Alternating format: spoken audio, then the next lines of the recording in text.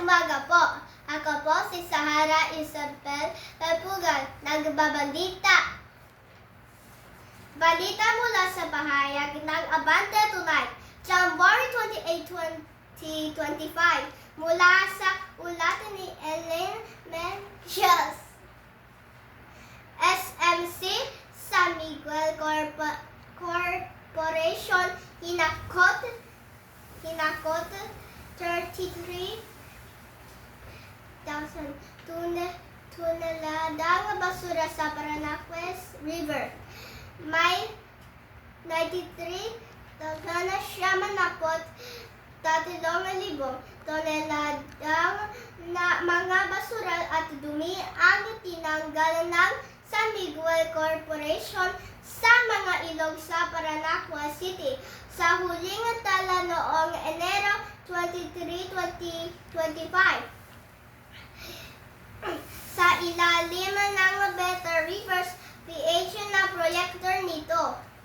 Ang cleanup ay ginawa para mapabilis ang daloy ng tubig at maiwasan ang pagbabaha sa Ninoy Aquino International Airport at mga karatig lugar. Umaabot sa 9 kilometro ang mga ilog na nilinis kasama na ang Paranaque River, Donegalo River, at kung saan nag-aabot ang mga ito sa San Dionisio at Paranao Villanueva Creeks.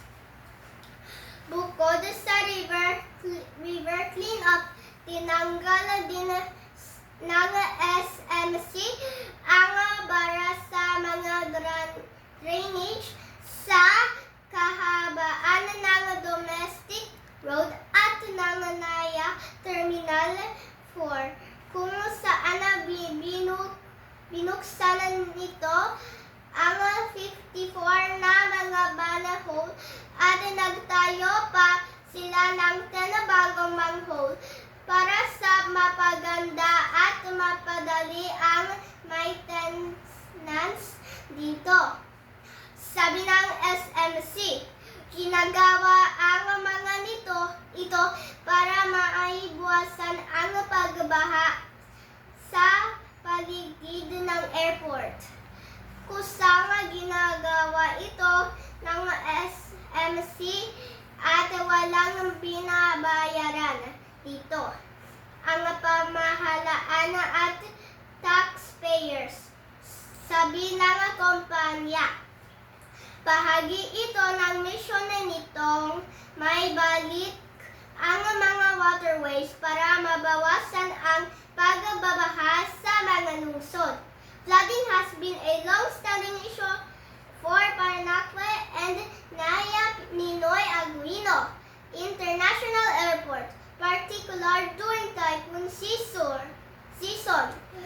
Sabi ni SMC Chairman and Ramon S. Ang, through Better Rivers PH and with the support from a government agencies, we were able to implement sustainable solutions that we hope will deliver lasting benefits to residents, businesses, and travelers. At hanggang sa muli, ako po si Sahara Isabel, nagbabalita.